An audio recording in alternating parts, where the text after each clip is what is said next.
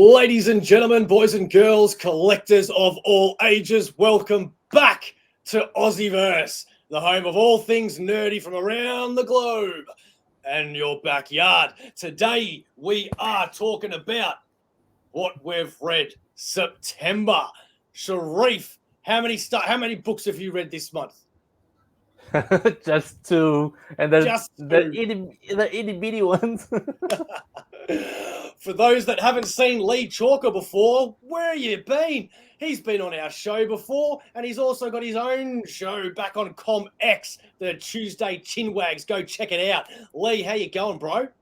I'm very well, Bo and Sharif. Thank you for having me on this evening to discuss everything I read last month. So looking forward to it. Always a pleasure. Let's get the ball rolling. We're starting with myself. I am going through some trades that I recently bought because I want to sell them because I don't buy trades anymore. I got Marvel Unlimited for that because there's only so much room, right? So let's get down to it. First one, the variants. Sharif, have you heard of this one? No, no clue what it is. This is a brand new book starring Jessica Jones, and it's about sudden variant versions of her popping up. Why? You'll have to read it. Does it involve the Purple Man like most of her books? Yeah, it does. It's actually a really good read. I really did enjoy it, and I'm hoping they do another Jessica Jones omnibus one day that'll have that in it. Go check it out if you are a fan of Jessica Jones or Alias or any of that old school sort of reading material. Next up, I still have one issue of this one to go, but I didn't want to wait till next one. This is Planet Hulk World Breaker. You seen this one at all, Sharif? No. This is also a brand new book. You're not up to date with the new Marvel stuff, are you? No. Oh, not so much. Okay, that's cool. That's why we're here to educate some people if they don't know the books that are out. So, for those that are a fan of the Planet Hulk, World War Hulk sort of storyline, this is right up your alley. If you don't know what that is, ladies and gentlemen, let me tell you a story. The Illuminati, which is the most powerful superheroes in the Marvel Universe, all get together one day and they decide that the Hulk is too much of a threat to society. So they shoot him off into space, hoping to take him to they planned to take him to an empty planet where he could live his life out. And unfortunately, the ship went somewhere else, went to a different planet of a gladiatorial arena, and it ended up Hulk being king of that planet, marrying a wife, having a kid, and then it ended horribly. But this is a little confusing because it's set 1,000 years after those events.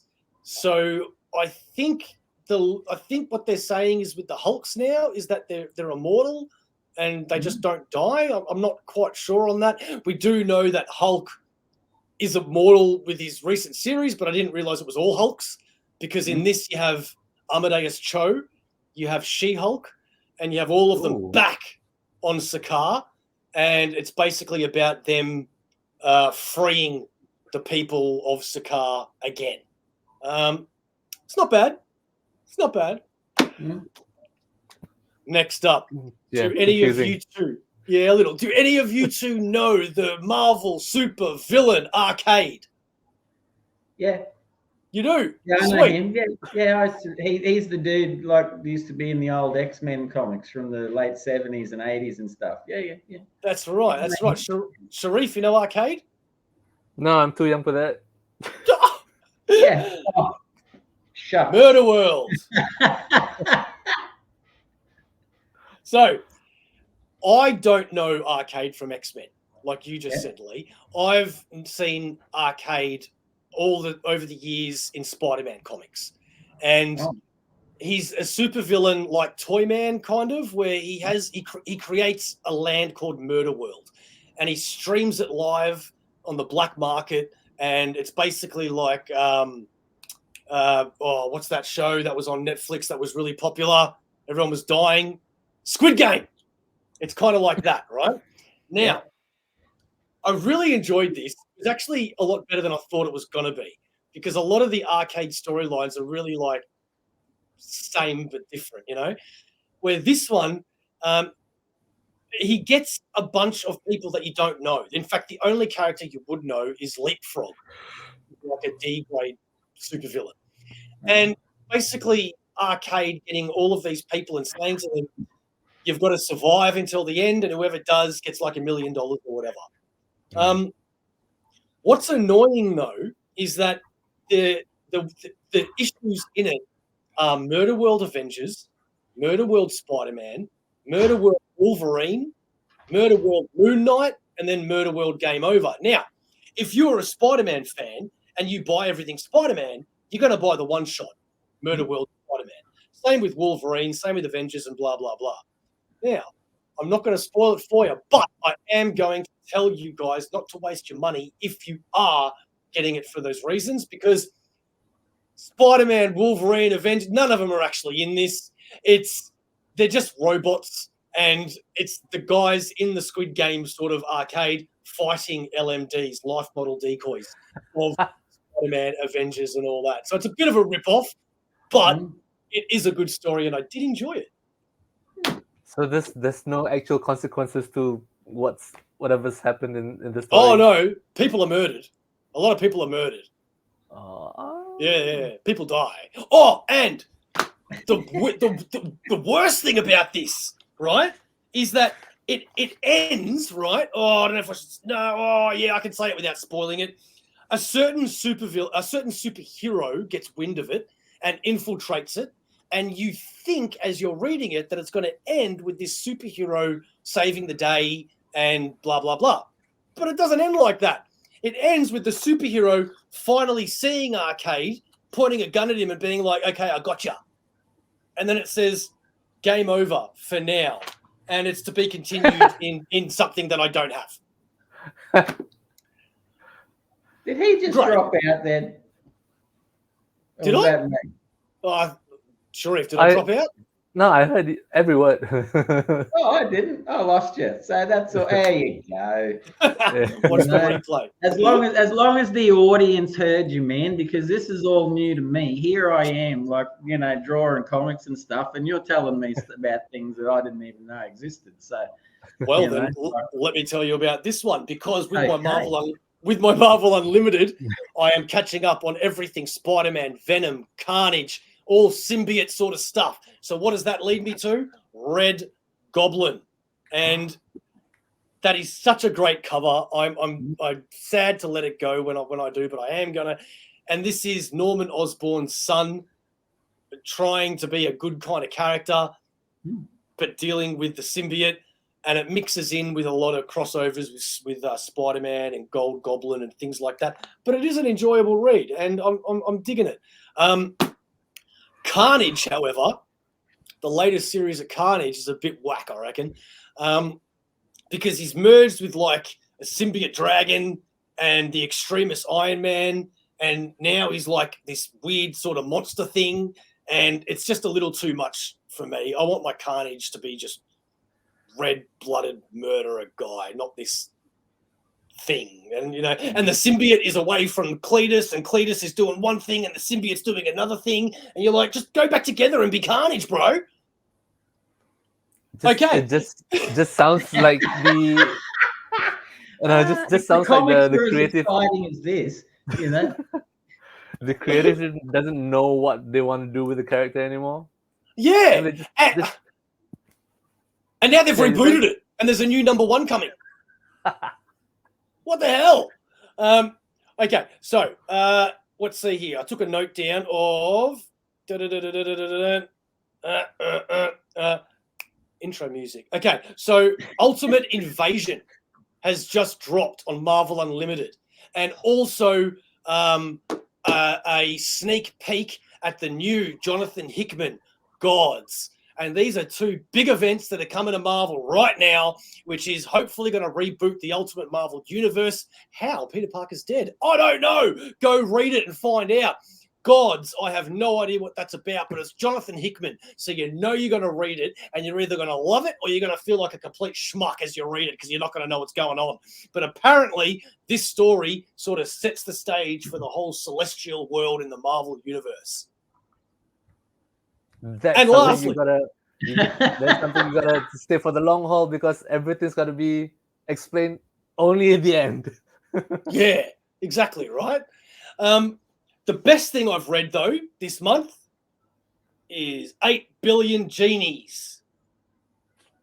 This is great. This is deluxe hardcover, and it's about what if everybody on the planet got their own genie and one wish. And it starts off exactly like you would expect.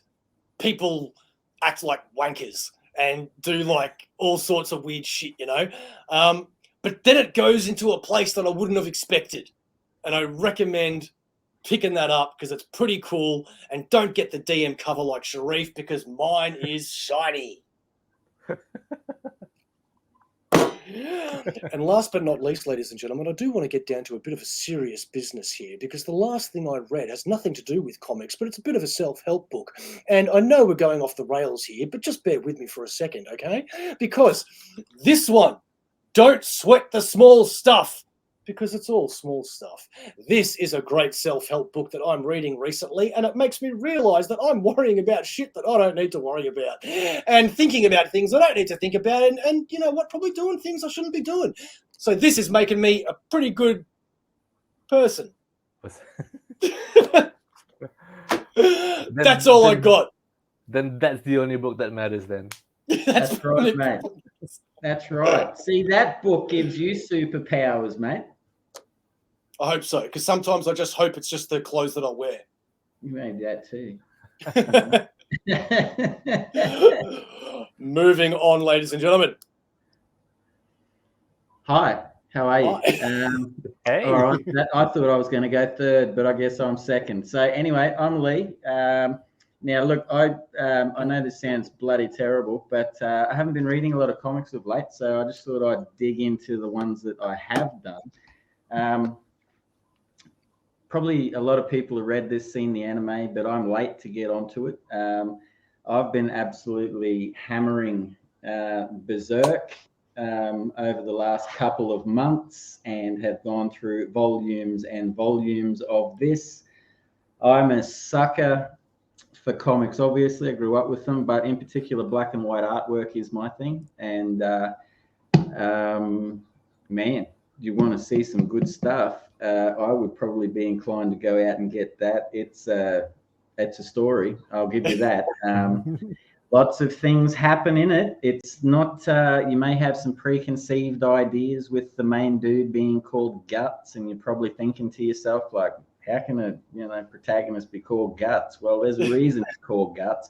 And I'm not going to go into that right here and right now with you, because I want to encourage you to get to volume like 47 when you find some idea as to why he's called Guts.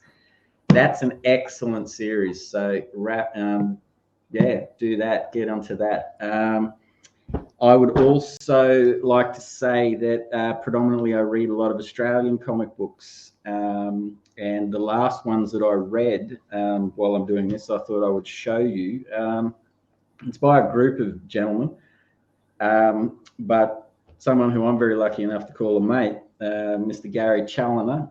There's others, Tim McEwen, Michael Andos, Peter Chowski, Close, varying other people have brought out Adventure Illustrated issue 1 and 2. Now, these are available, King's Comics, I guess, Owner Indie, anywhere you can find them. I'm sure in the community you can find them.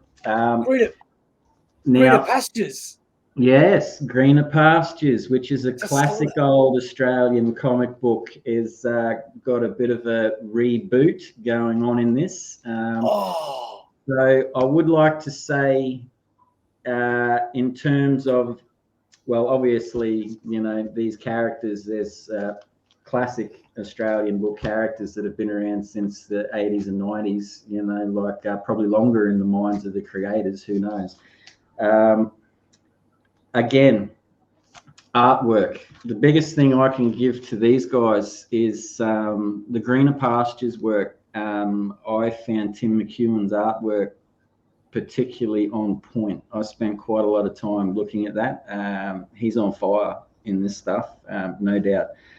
So get a look out for that and follow it up. But I do want to say, Mr. Gary Chalker, probably the finest artist, penciler, inker, comic book creator floating around in the good old land of Oz right now. I think these comic books pretty much put into perspective what he is amongst the community and in legend.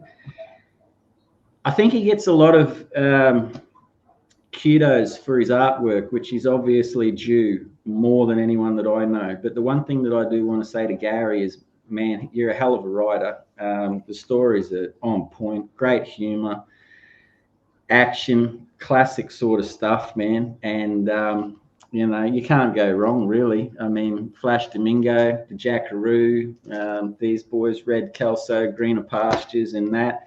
Issue 2's got another classic Australian comic book character, the Killaroo, you know, in an all-out battle with old Flash. And there's been a lot of people draw Killaroo over the years. My first comic book was doing a story in a Killaroo comic book. I would say that Mr. Gary Chalker does the best Killaroo that I've seen, and excellent. So I cannot recommend those books enough.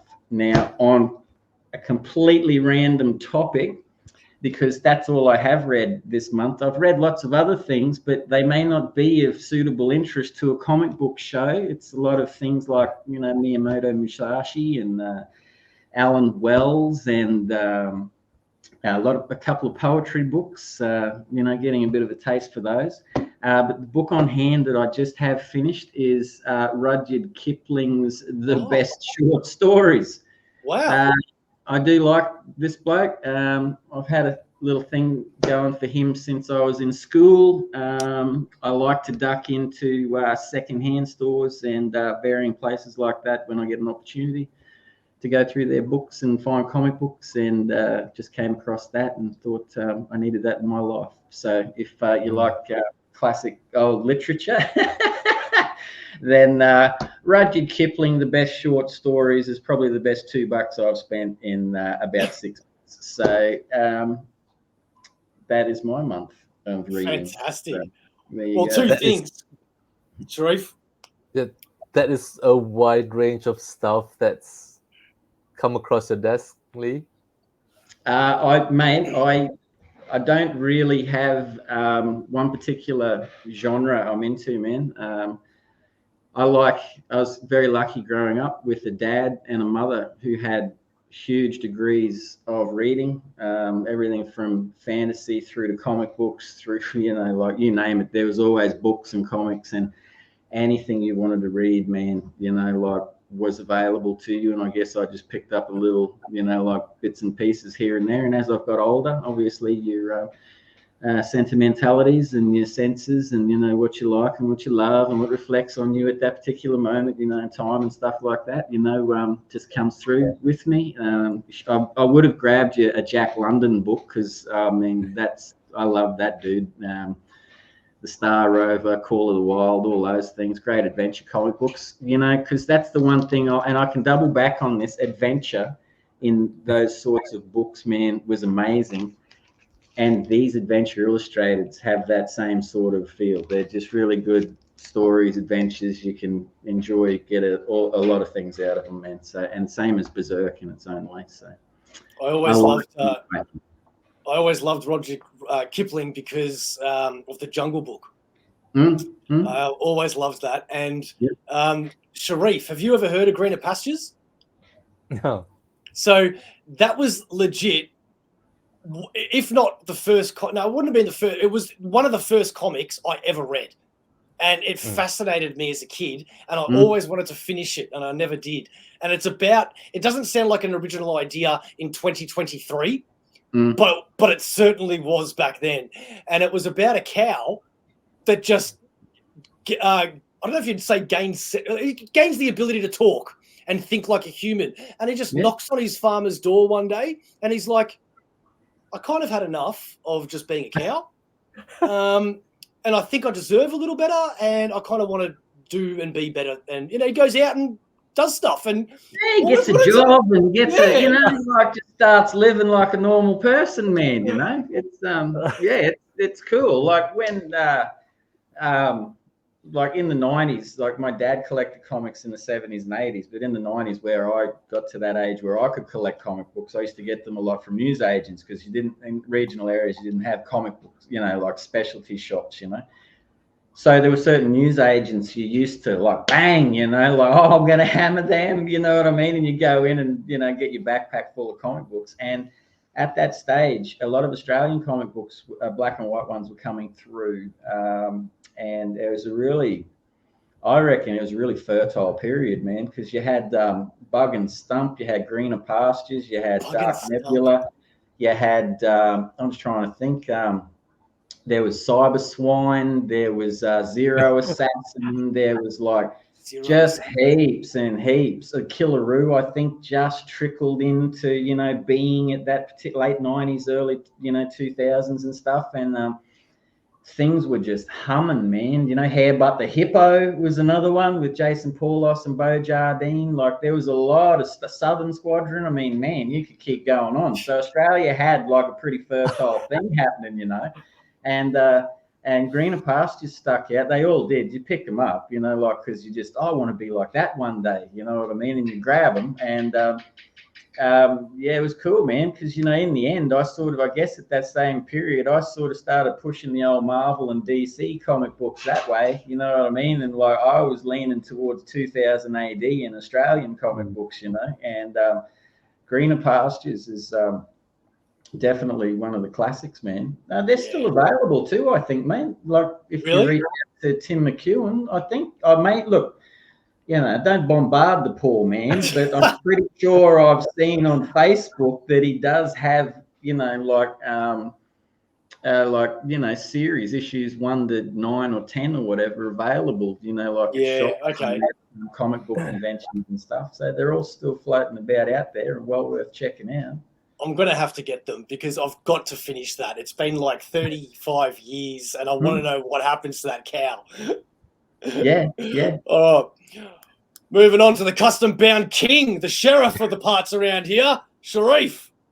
The funny thing with that intro, these 2 small books were the result of me spending too much time in September designing the 3 books that are going to be ready probably in a couple of weeks. But in saying that, the first one is Revolver by Matt Kindt. This came out in 2010. It's 1 centimeter thick. It tells a story about this guy, Sam, who works as a photo editor in a news agency, works with under Jan.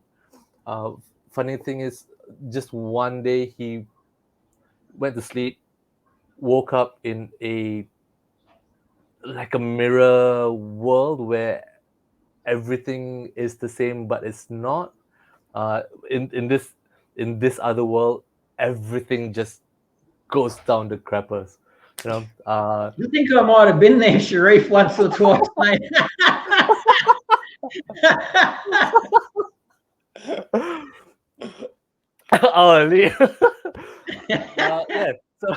So as the story progresses, things started to go worse and worse, where even to the point where Seattle just got nuked and Seattle doesn't exist anymore. And I only picked this particular oddity out maybe about, I don't know, 10 after reading 10 pages in, but I initially I didn't really notice it, but at the bottom of the page there's like a, I don't know, sometimes news, there's an additional piece of news scrolling at the bottom of the screen. Yeah. So every page is sequential. So This page might Oh. say something about whatever news, and it says number 5 of whatever, and then the next page it says 6, and then 7 and 8 and 9, and I'm all the way up to what is this 130 something. And as the story progresses, there is a mystery of whether Sam's the only one who's able to do this. Apparently he's not. He met up with the other guy, and then there's a conspiracy theory about trying to take over that world by finding information in the original world. But the kicker is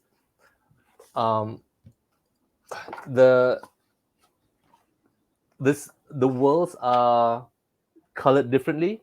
So brown and hue is the other world, where the original world will be in blue.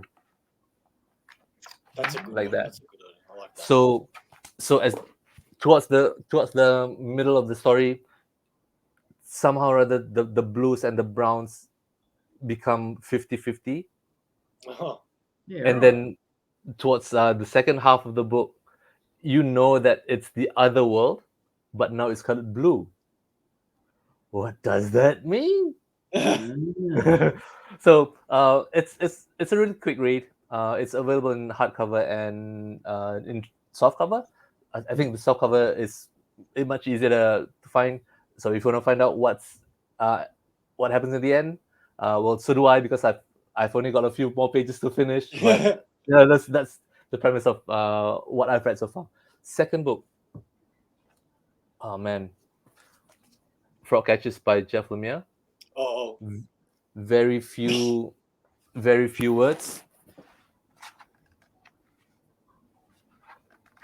But whenever there is dialogue between, there's only two characters in the story, the old man and the boy. It starts off with the boy, just cycling around town, stopped by a rainstorm, trying to catch frogs, and then he looked down into the water, and he saw, what do you call that? The stuff at the hospital where they hang the IV bags. Oh, the drip. That stand that holds the bag. He sees that in the water, bends down, picks it up, falls into the water, wakes up an old man in a hotel that he worked on as an architect when he was younger, and there's no one else in that hotel until he met a boy who lives in the basement, who's afraid of the king frog, who stays in the room that's opposite from where he woke up in. Oh, mate, Jeff Lemire, man. That sounds cool. I can say, it's the ending is a downer. I hate this book, but I love it because it makes me just feel. It's a solid story. That's why I said when you picked it up, because I went, Jeff Lemire, man, he can get you right here. He can get you right here. He got me a couple of times with two different other books, but I can't get enough of him. Simple story, but and that's it. Those are my two books. Fantastic. That's cool. Well, this has been a nice, short, kind of medium-sized video for what we've read in September. Thank you so much for taking the time and watching this. If you are liking the content, please go check out our other stuff, because we are in the process of trying to revamp a few things and come out with some different content. And if you do want to interact with us, or you got any ideas for the show, or even better, if you're a creator, a writer, an artist, an inkerer, come on the show and hit us up. Then you can also go to Instagram, AussieVerse _Comx. Send us a message. We'd love to have you on. Also, go check out our graphic designer, A51_designs. And the most important part of all of this is who we are sponsored by. We are humbly sponsored by the magnificent Comx.